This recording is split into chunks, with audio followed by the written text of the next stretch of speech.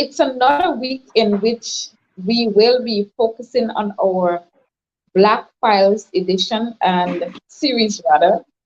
And you would have known that we have started it off where we had a series of stories, untold stories from individuals.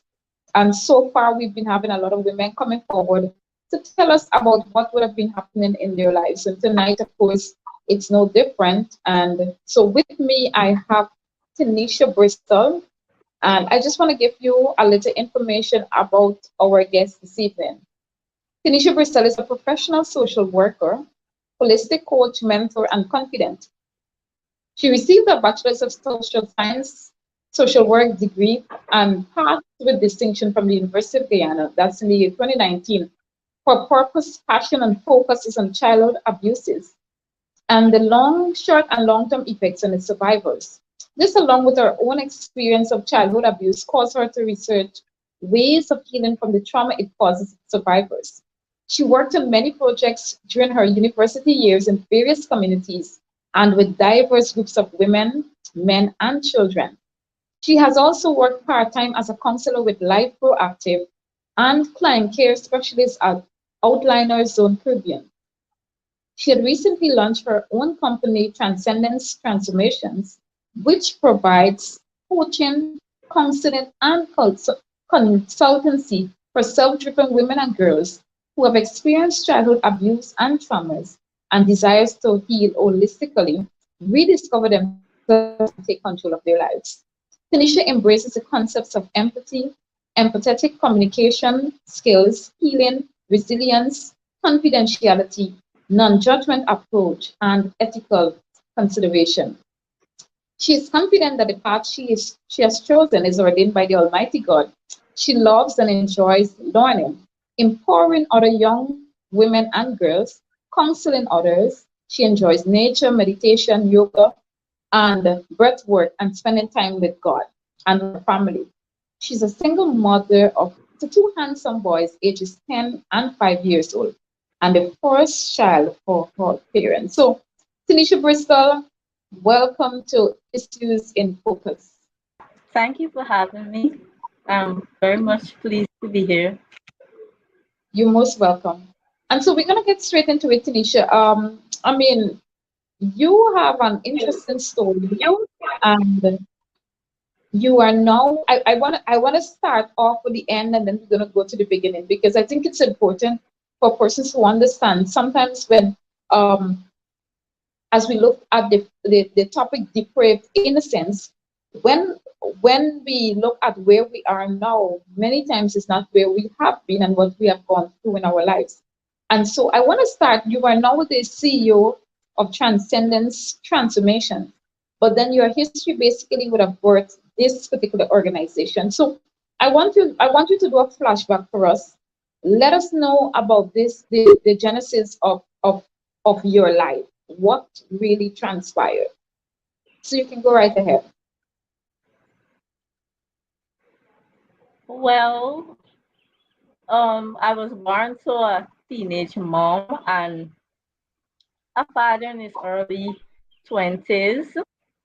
You know, upon receiving the news of my conception, he did not agree with it because he thought that she was wild and she slept with different individuals and she liked to party and there was no way that I could have been his. She was faced with also challenges whereby our family members, close family members, thought that it was unwise for her to keep the pregnancy and bring forth a child since she was only 16 and she was in school and it would ultimately affect her future. But she, being afraid of abortion and felt the need to keep the child, decided to, if it meant leaving her home environment to keep that child, so be it. So she left, and upon returning, it was at the point whereby the child was ready to be delivered, but she had nothing to go to the hospital with. So she practically went to the hospital with just she went into labor and she just went just like that. But it so happened that how things, how life happens at last minute. Certain dictator would come to our rescue. That she had an older sister and she lost her child. So when she lost her child, she still had her baby clothing. So she was able to pass those clothing on to her sister, who delivered in the hospital and had nothing for her child. The family members and friends of my father, they came to visit her and this newborn baby in the hospital, and they looked at the child and realized that the child looks like him. So they said that, this has to be his child, because this child is exactly this child like his twin. It's like he actually made himself, except that it's a girl. So they went and they related the news to him, and they encouraged him to go to the hospital and check this child, see this child for himself before he decides to say that, well, this is not my child, because the child looked like him. He went and he noticed that, well, indeed, this child does look like me. So he decided to sign for the child and to start taking on the role of a father figure in the child financially. Growing up, it has been like a tug of war, or I would say, because it was back and forth between homes, and having to deal with the drama of parenting, they not being able to co-parent effectively.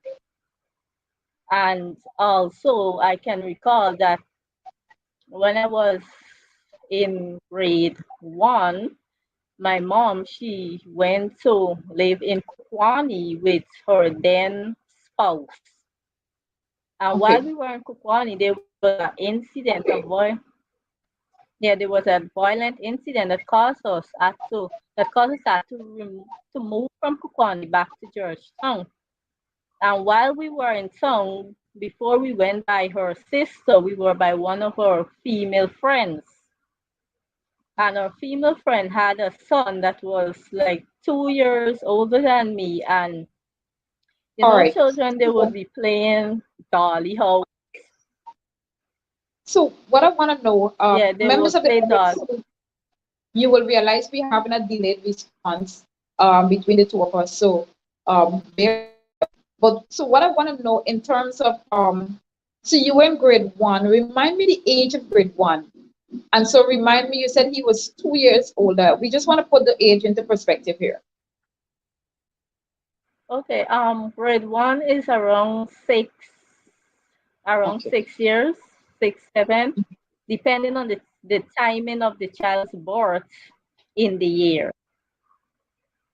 Yeah. And so he was basically Yeah. So around 8, 9, let's say 9, 10. yeah, yeah. Okay. And yeah. Yeah, and I can recall that while we were there, he always placed me to be the mother and he would be the father, and he would try to perform sexual acts on me. But at that time, I was young and I didn't quite understand what was going on. So, and my younger siblings, they were the children and his sister were the children. So, of course, a young child not knowing what it was, I played along with the whole scenario. Anyway, we eventually moved from there, and then we went by her aunt and her sister, sorry, which is my aunt. And while we were there, I can recall a bright sunny day, afternoon, me and my younger sister, we were in the front of the yard by the pipe playing. I cannot remember exactly what we were, if we were pulling any water or anything, but I know we were at the pipe in front, or we were in front of the yard playing. I can't remember the whole scene vividly, but I can recall our fathers pulled up on motorbikes and they offered us snacks. Children, they like snacks, and we know that's our fathers. So, of course, we went and we took the snacks and they told us and they went away with us. So well, what happened is that my sister, her father, because my mom, she went and reported the matter, and she was also on Sharma. And he Okay. got scared, and he took my sister back and placed her on the, based on what I heard, is that he placed her next to the, in the corner, in the grass next to the yard. But my father, he did not take me back. What he did, he left the country and he went to Barbados, and after a while he sent for me. And in Barbados, that is where I can recall the abuse started in terms of with him. Okay, pause there. Pause there And for me. So you're now in Barbados, this with your father. At this point now, what mhm, age were you? grade two, which would probably be like 7, 8, 7, 8. or probably young, because my son, he's 10 and he's in grade 5. So Hmm. And the other thing you said, that's where the abuse started with him. So just for clarity, is it your father started abusing you here, sexually abusing you here? correct. Yeah. Okay. I'm just gonna breathe in for that one. All right. Continue. Yeah, so I stayed there for a period of time, couple months, probably like 2 school terms the most, and then I came back to Guyana where I was with his family, his mom and siblings, and my sister, a younger sister that is his child. And after like 2 years of being there, my sister went away, which was very traumatic for me because I'd grown really close to her, and we had a relationship whereby persons used to think that we were practically twins, the way we dressed and Mhm. the way we were always together. So it really affected me in more ways than persons around me knew or even understood. So I had to deal with the trauma of now losing my sister and then not knowing where my mom is or not having any relationship with her, because I can recall growing up I would always ask about her, and when I asked about her it's like I was speaking to myself, because most of the times no one told me about her. Or if I can recall one time I did ask, I think I asked my father, and he was like, I shouldn't be asking about that. I should be thankful because I'm in a better situation and a better place. So it's like what he was practically telling me is that why am I inquiring? Do I want to go and punish? I'm not punishing. So what's the purpose of inquiring about her? Anyways, All right, eventually I pause there. stopped because I realized, Pause there for me. And so when your sister left, she left to go with another relative, to stay with another relative. What was it? Why she left? her mom sent for her. Her mom lives overseas, and her papers were eventually finalized, so she was able to go and live with her mom and her mom family. Okay. All right. So what happens next? I mean, you're there, your father telling you that you're not punishing. Why you complaining about your sister? Not my sister, my mom. I used to ask about Yeah. her because Yeah. everybody had moms and I didn't have. So I was like, wanted to know, like, why don't I see her? Why don't I have a relationship with her? Um, After that, my aunt, she moved away from the home because she lost her job due to a fire, and I also had a close relationship with her. So her leaving the home also affected me because she was the closest individual to me after my sister left the country. So I had to deal with that, but that wasn't as traumatizing as her death, because when she died in September, I think it was 2004, because I think that's when I started secondary school.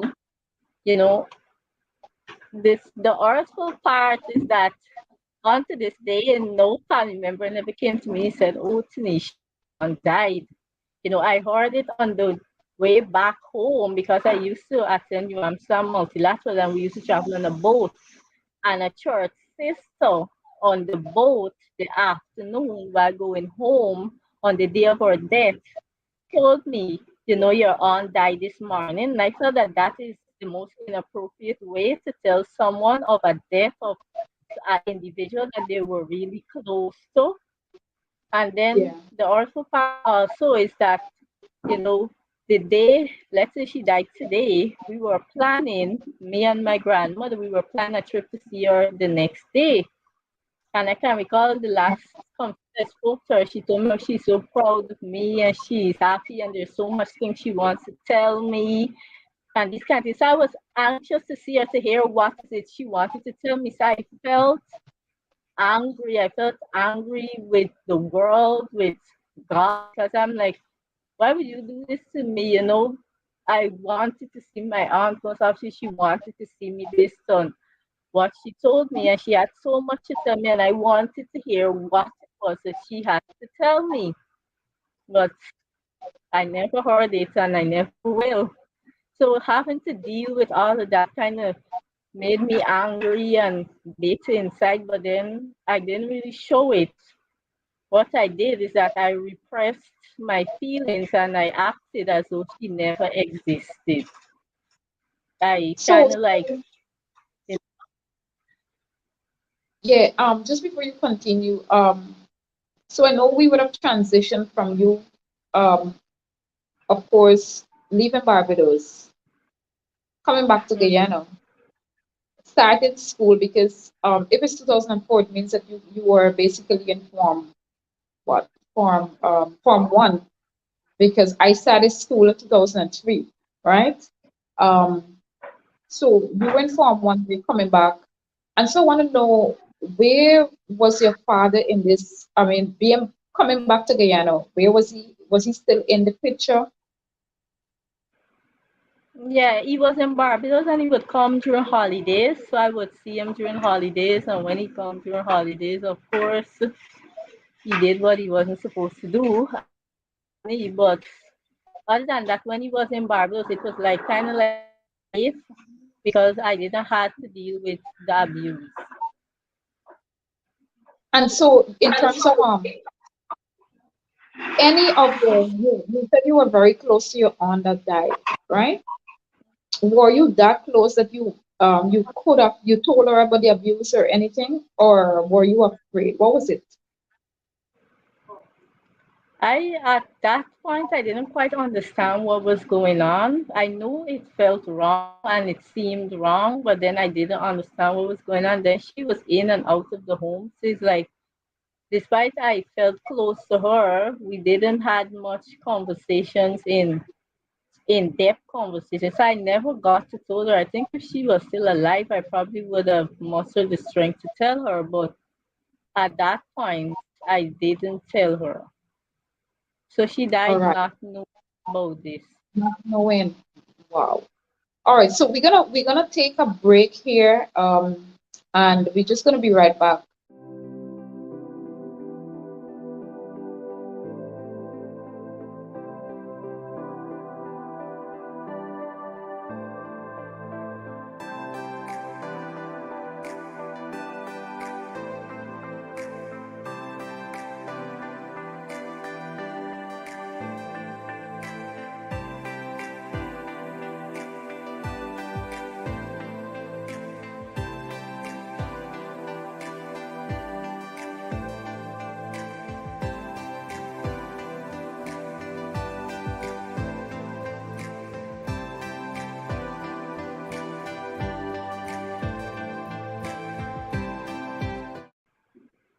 All right, so welcome back to Issues in Focus. To those of you just joined us, we just want to say welcome.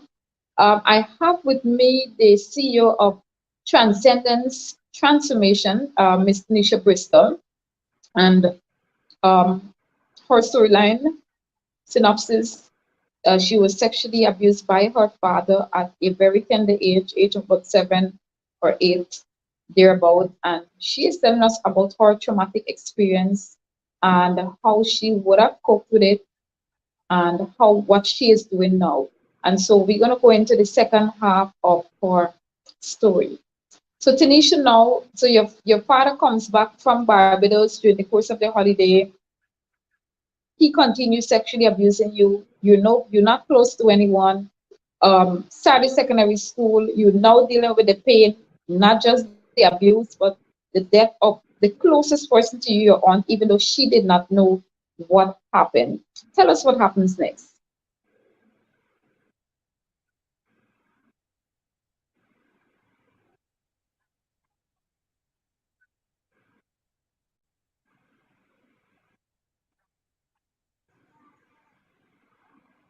Yeah.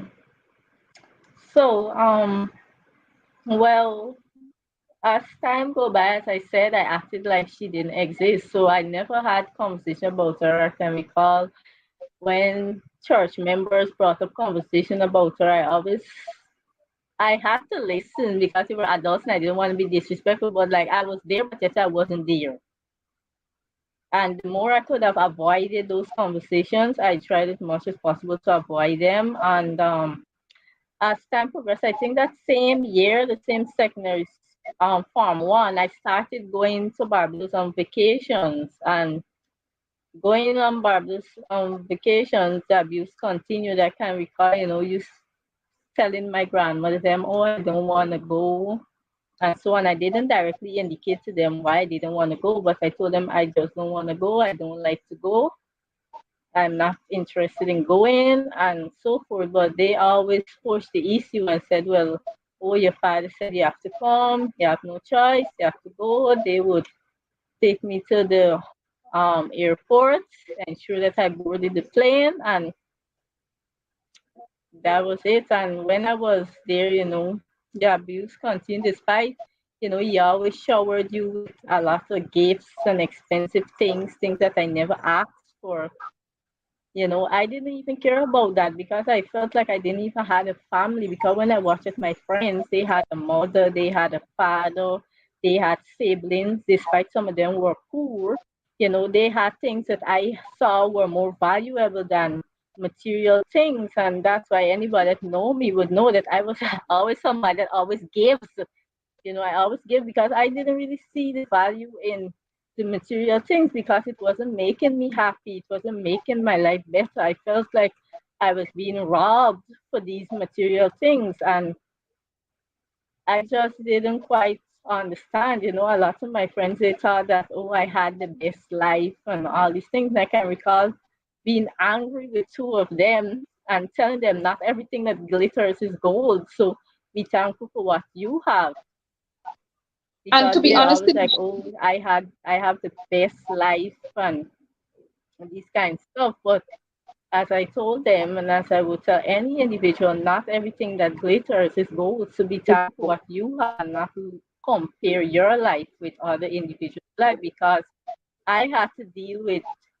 my childhood being taken away from me. I had to deal with the fact that they were able to give up their virginity to a guy of their choice. I had none to give. yeah, And because so it was even really um devastating to even me. I can recall when the incident came out. But prior to the incident coming out, so my family members, just now before you continue, I know we're already I didn't having a quite delay. hear what you said. Yeah, no, I was saying that I remembered you mentioned the fact that some of your friends thought you had it and all that glitters is not gold. I mean, we attended the same secondary school, even though you were a class, you were a year below. I remembered saying that to myself, you know. Um, I mean, now and then I know we had a few conversations during your secondary school life, and it just seemed as if you had it. It just seemed as if you had it all. Seeing a child with cell phone, certain, those updated phone. They're things that you look as a teenager. I mean, me being a child who was poor and everything, looking at you, it seems as if Tanisha has it going on. Indeed. And I think you drove home a central point that all that glitters is not gold.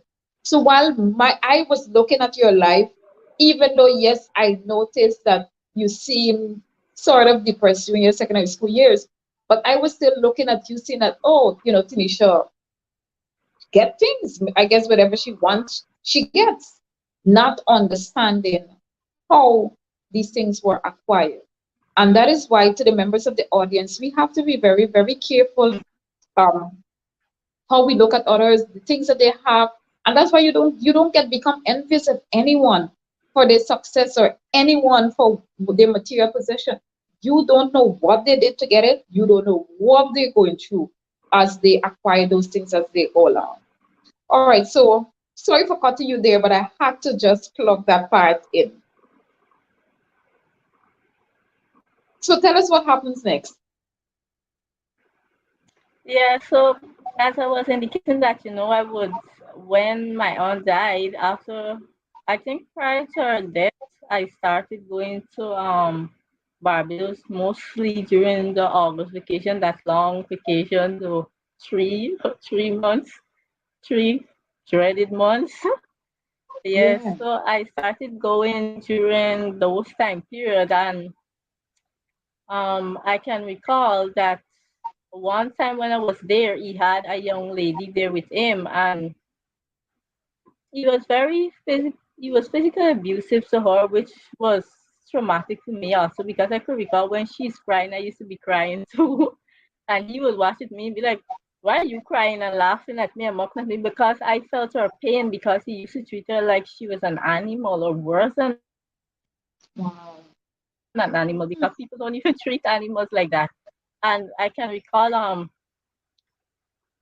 while she was there, he used to still be advancing on me sexually, and I she came a date to me while he was at work, and she told me, "Your father is sexually abusing you." And of course, I was afraid to tell her because he always tell me, "Don't tell nobody," and he would tell me in a kind of this serious face and this serious tone that kind of brought some fright upon me because I know that he's violent, but I didn't know exactly if he would be violent towards me. So I didn't feel if I don't have a close relationship with someone, I didn't feel comfortable telling them, and that's one reason why I didn't tell individuals because I don't know what protection they can give to me because I was kind of afraid of telling because he always would, watching at me in a certain way and saying certain things that I thought was really inappropriate. And she told me that she dreamt it, but I don't believe she dreamt it. She said she dreamt it. She saw it in a dream, but I don't believe because she would be right on that bed and he would be advancing on me. So I believe she saw, but she didn't want to say she saw. And she said she dreamt it and she asked me, and we had developed some sort of a relationship and a connection. So I felt safe and I indicated to her and I said, yeah, he's doing this thing. And she's like, okay, she's going to try to protect me and see how best she can avoid me having to go through that. But then when I think about it, she could not have even protected herself. So how Yeah. could she have protected me? Because And she how was old she being was? abused. She was being abused. Pardon me? How old How she old was was? she? Yeah. I don't know her age. I can't really say her age, but she had a child. So a child, primary school age. So she probably was like in her 30s, maybe late 20s, early 30s, late 20s. I'm guessing around that age range. Okay. Yeah. So as I was saying, she could not have protected me, but at that time I trusted her thinking she could have protected me. But now when I think back about it, how could she have protected me? Because she's being abused the same way I was abused, and also um is violent towards her. But anyhow, I did tell her, and I don't know how he noticed and stuff. I guess maybe to talk, and then I kind of we used to kind of get into conversation in our car now, and we would stop speaking, and this suspected something that I told her, and so at the time he pulled me in the car when she wasn't there, and he was like, "You told," and he called her name, and I was like, "No," but I was kind of afraid the way he approached me, so I said, "No, I didn't." I said, "She told you I did," and he said, "No, but it looked like if you did, how the two are acting." So, of course, I went and related it back to her. So we started kind of like easing up the way we spoke. But I really felt sorry for myself and I felt sorry for her because of everything both of us endured in that period of time. Because, you was on the bed, you would be sexually abusing her. She would be crying out loud, you can't sleep, and then at the same time you were trying to sexually abuse me, which was kind of insane. That's like a mental problem when I think about Definitely, it. And definitely. yeah, this is a mental problem. I don't understand that. And one of the ways that I coped when dealing with him is that I never used to sleep at nights, and that kind of threw off my sleeping patterns. I ended up struggling with insomnia because I never used to sleep during the night when I was around him, and I always, well, you would when certain time you would always say, "Oh, you have to go in your bed. You have to go in your bed. It's time to go in your bed." So what I would do, I used to ensure that I got a nice big thick sheet, and I would cover my entire body and take the sheet and chuck it in and push it between my foot and then pull it out in between there. So like if somebody tries to trouble it, they will have to pull and I can feel and I would take this bundle that is between my foot and hold on to it so that it wouldn't loose and I wouldn't have to deal with being abused. That's one of the ways I dealt with it at nights when I was around him. It took a little while for me to break out that pattern because even into adulthood, I still kind of slept that way. But I was able to not do it. I don't do it anymore. I actually sleep without sheets now because at first I never used to sleep without sheets. But that was the first. She was the first individual I told, Yeah. and she didn't help me. So I felt like I shouldn't tell anybody else because it doesn't make any sense. She was Mhm. going through her own stuff. I literally saw her abort a baby in the bathroom, saw her with bruises. We were both of us, we were literally comforting each other because when we go on walks on the beach, we would both talk about how we're feeling and what we're going through. And this kind of things like we were both in this broken space, but of course, being a child, I trusted her, but she could not have helped me because she could not have helped herself. And also, I had indicated to her that I was having some issues in terms of my private parts, and when I went to her, she told me she about it, go to him, and when I went to him, he gave me some medication. So what transpired is that the next year, me and my sister, we both went there. And my sister, she came up with the same issues. And I told her, of course, well, that, oh, last year when I was here, I had that. And I went to him and he gave me XYZ. So I told her, go to him and he's going to give you XYZ because I don't have access to it. Yeah. And I can't help you, but I know what you're going through because I experienced it. I don't know if she went to him. I don't know if he gave her the medication. But what I do know is that she went home back with it. And she probably related it to her mom. And her mom took her to the hospital and they examined her and they told her, well, that this is the situation. She's being molested.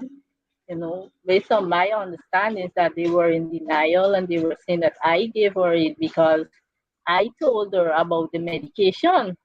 But, based on what I heard is that the doctor told her in no way a child can give a child that. This has to Yeah. be an adult. So what they did is that they did an investigation. They sent down a report again to the Ministry of Social Protection, and they sent a social worker to investigate the case and investigate what was going on with me. And it so happened that the social worker that was in charge of me, I knew her because we attended the same church. So Okay.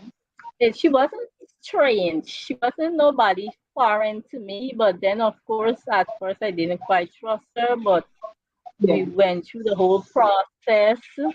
We went to the hospital. They confirmed that yes, indeed, it's a case of molestation going on. And what did it? Well, prior to that, I did not tell her anything. She asked, and I was like, I don't know. I was like, I don't know. Just going with the flow, not saying much or not saying anything at all. Just going with the flow. And I can recall when we left the doctor told me that you're being molested with and you need to speak the truth because if you don't speak, we can't help you. True. And I kind of felt a little well hope. Well, maybe this is it. This is where I'll get some help and it will stop. So eventually, after speaking with her and getting to know her and trust her to an extent, I decided to share with her well that yes, this is what is happening, and you know, Mhm. my father, he's the one that's doing it. Um, I could recall she related it to them, and you know what she told me. She said at first they were shocked, because we kind of had back and forth conversation. She told me everything that was going on when she spoke with them, what they say, and this kind of stuff. And she told me that they were shocked and some of them were in disbelief, but then they decided to. I think she said they did approach him, but he did not deny it. So not denying is being guilty because he Yes. did not deny it. He didn't probably didn't give them an explanation because I cannot recall if she said he gave them an explanation as to why he did it. But then when she asked them for an address for him in Barbados, they denied giving her an address or a phone number. So I thought I see that as covering it up. Yeah. And um but eventually she faded away out of the picture, which was very upsetting to me on to this day because I have I feel like you can't trust the system because why would you go into such a sensitive situation? You would raise the situation and then you would leave a child in that situation. And without any For help. me, Hmm. as a professional social worker, I would not leave a child in that situation. I would remove that child from that home despite the abuser is not in the home because the fact that I told her is that they know his number, they know where he lives, they know how to get access to him. That's a And lie. just didn't.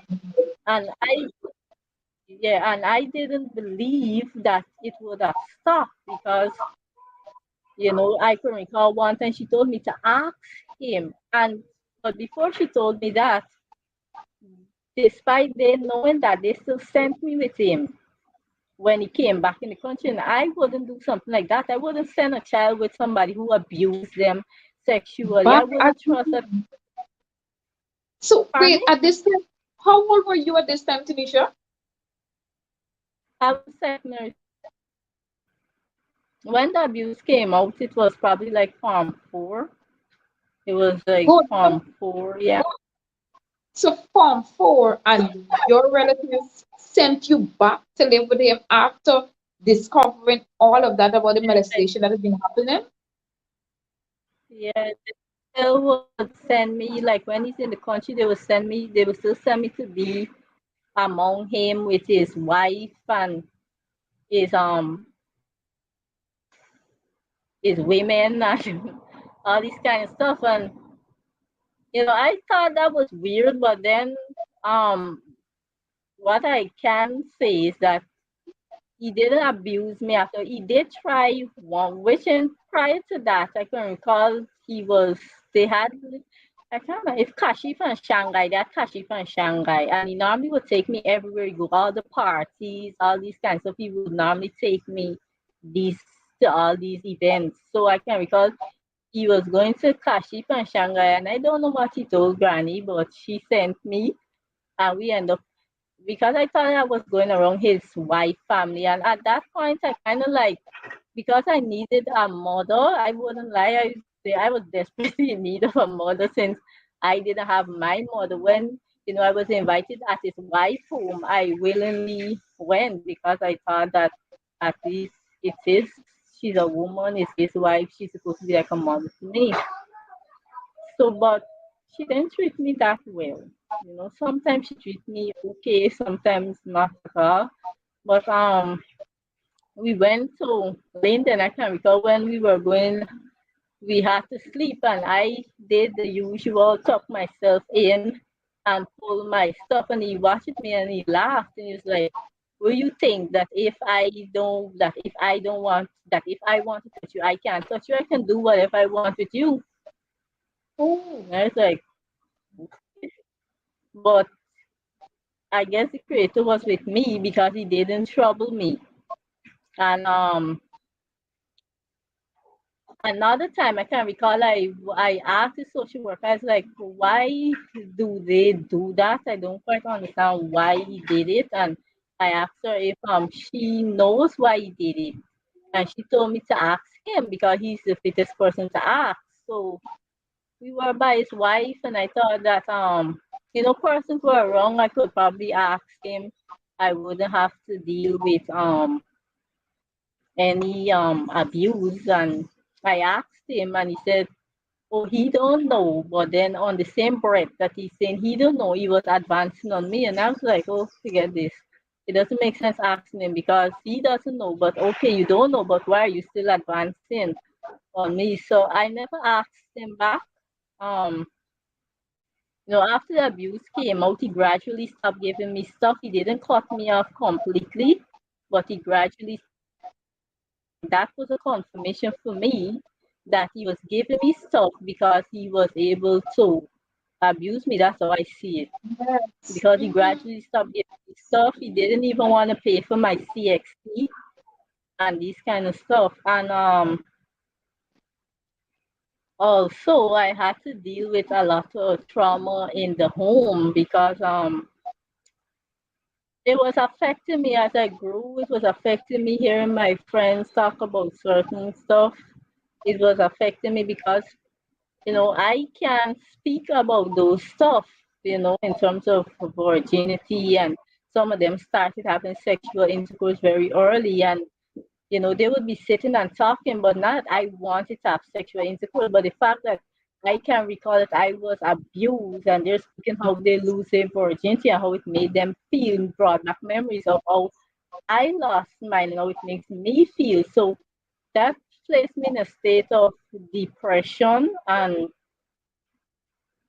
I was severely depressed. I used to get a lot of nightmares about what he did to me, and a lot of nightmares about the incident that occurred with was with my mom's friend. And I struggle with I had sleepless nights. I started to get bitter as the days go by, angry as the days go by. Hatred, self-hatred for myself, self-hatred for life, self-hatred for my body. I wanted to die. I can recall there was an incident in church, and I shouted out. I was like, I don't know why I didn't die instead of Valerie, because my aunt name was Valerie. So I was like, I didn't know why I didn't die instead of Valerie. Like the creator don't know what he doing. He took the wrong individual. And I can recall one of my church sisters that also was a teacher to me. She was like, she hollered, she literally shouted at me. She was like, "Don't say that. Why would you say that?" But she didn't understand to the extent why I was saying, because I felt frustrated with life itself because with everything I was dealing with, and then I had to deal with it by myself. And then I started to be vocal and about it. And my relatives, they would tell me, oh, why don't shut up, because I'm embarrassing the family. And if that's what I want for the family, if I want embarrassment on the family, that I need to shut up and get over it and move on, because I'm embarrassing the family. And I can recall being told that I am an embarrassment. I can recall one of my uncles, his children mother, she used to treat my grandmother, and of course my grandmother could not have defended herself. So what I did, I was already hot-headed, so I went into my grandmother's rescue because I thought that was wrong. She shouldn't be disrespecting a grown woman. And she went to him and she told him a set of lies. And everybody's telling her that's not telling him that he was disrespectful to his own mom. But everybody was telling him that's not true. She's telling lies. And then he now came on the phone to me and he was abusing me. And I was telling him that's your mom. She was disrespecting. And I was just trying to represent your mom. It's not my mom. I don't have a mom. And like, oh, you're a whore, you're a slut, bitch, you're a prostitute. You gonna sleep with your father. You're a waste. No man ain't gonna want you. And you know these kind of things that people tell women on the road that you're not supposed to be telling a child. But I was at a state of shock when he told me that. I didn't say anything because he called me some names. I was shocked because I didn't even know some of the words, but I know they were bad based on the ones that I knew. So I was like, I was shocked because I did tell Granny, yeah, you know, but I didn't show like any expression to them that I was shocked, but I internalized what he told me. So Yes, yes, that plunged me in a more depressed state, and that made me feel more worthless. You know, I felt lonely. I felt worthless. I felt like dying. I felt like what they're saying is true because who would want me? No, I'm not a virgin. I was abused. I didn't want to live. I had a hard time coping in school and dealing with school. I was an emotional wreck because, you know, with all the trauma that I had to deal with and all the trauma that was being replayed in my mind, but you know, to the world, I had to be strong because I know everyone would tell me, "Oh, Tish, you're so mature, and you're so grown for your age," and you know, persons would always commend me on those qualities, but they didn't understand why I had to be that way. I can recall a young lady up to the recently, she told me, she's like, I now understand why you were so grown and so mature and knew how to carry yourself because of what you were going through. Because I didn't had nobody. I felt lonely. You know, I felt like the creator had even given up on me because I could not have understand why would there be a God and you know, he says he loves every individual and he would be, you know, they tell us in the church, oh, he's sitting on the throne and he's watching down.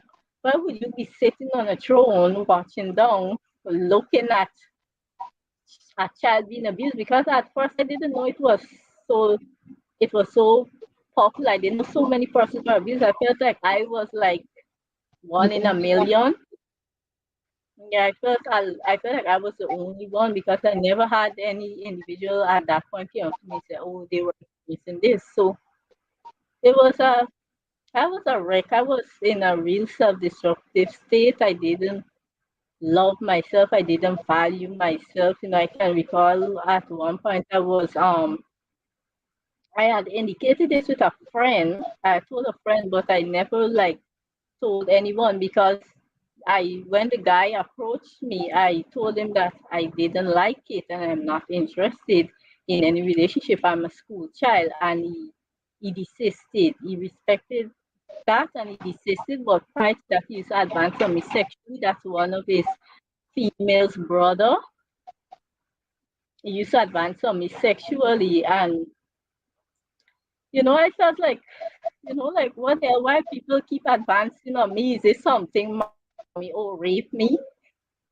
You know, Yes. but I told him, I said, I'm not interested. I don't like it. Can you please stop? And he respected and he stopped. And I also recall another incident whereby, well, growing up, I was never really interested in relationships, even not to this day. I don't really care when I entered relationships. I entered it in the terms of safety and in the term of need, but and not need in terms of sexual need, but need as having someone there for me.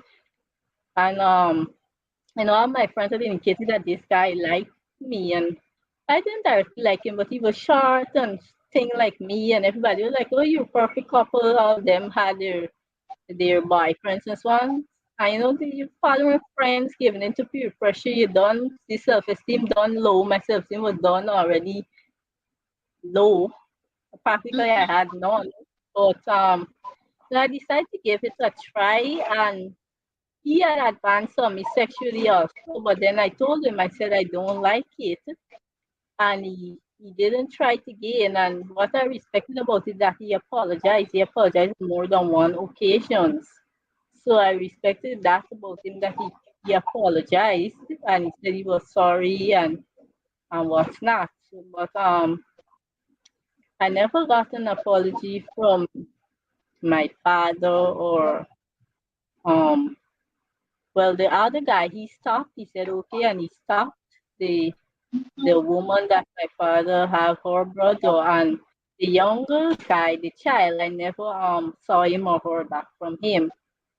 But um it's really hard for me because I used to cry every day, every night. I just used to lock myself in the room and cry and cry and cry. When you really cry, you wash your face, you get out, and then they were ill treating me because I had an uncle. He always speaks about what he does for you, and he always tries to belittle you in every way he get, every opportunity he gets, he always belittle you. So I was constantly being belittled. I was horribly abused, emotionally abused, sexually abused. He tried hitting me with stuff because I stood up for myself and I told him that I don't like the way he treats me and the things that he tell me, and he wanted to beat me and he wanted Grant to put me out. But to be honest, I didn't care. I was glad for him to put me out. And I had to take care of myself at a very young age. I can recall probably since I was in grade 1 or 2, I had my own keys. I would normally laugh about that with some friends. I would say I had my own keys, and they're like, "You had your own keys?" And I was like, "Yeah, I had my own keys." But then, I threw it away, and I told them I threw it away to see their reaction. But nobody cared. They were more interested in me getting another key, but I didn't um fuss about the old other keys because to me, I thought I was too young to get a key.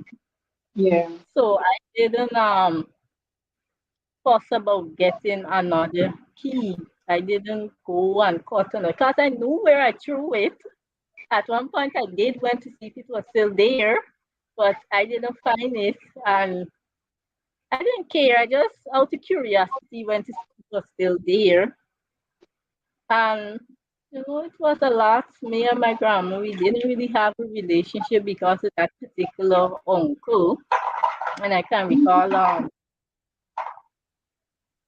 I I can recall I was hardly attending school, and the teachers, they were inquiring about why I wasn't really attending school, and I told them I wasn't getting any money. The last time I attended school, my earrings that I had, they were really big with my initials really big on them, and I went and I pawned it to go to school, and I told them I pawned my earrings to go to school and my chain, and I use that money. I came to school. That money's done. I don't have no more to come.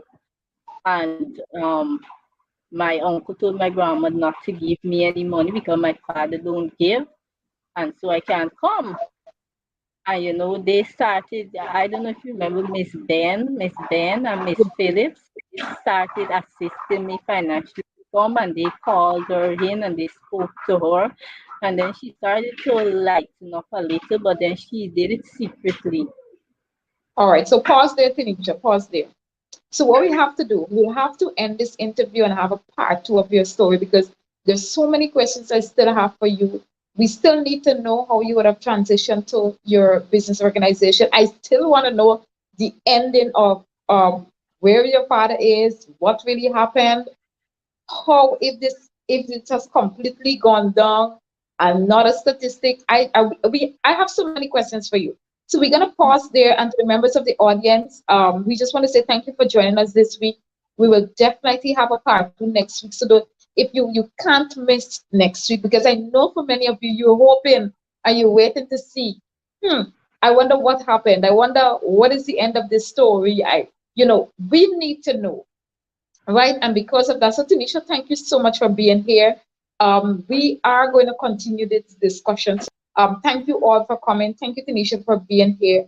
And I'm just going to pray to close this evening. So let's pray. Father God, another story is here, another statistic, another victim. But I pray, Lord, in the name of Jesus, that you will continue to touch her. You kept her alive because you had a purpose and have a purpose for her life. And Lord, as we go through, may her story be able to touch the heart and lives of individuals listening. And even for the many, many individuals who have been sexually abused, especially when the innocence have been depraved at such a young age. Have your way and continue to bless us all in Jesus' name. You have been a wonderful audience. Don't forget to like the page and follow on Facebook at Issues in Focus with Shibiki Vibers. And subscribe to the YouTube channel Issues in Focus with Shibiki Vibers. Follow me also now on Instagram with username Shibiki. Join us next Thursday at 6:30 p.m. God's blessings. See you then.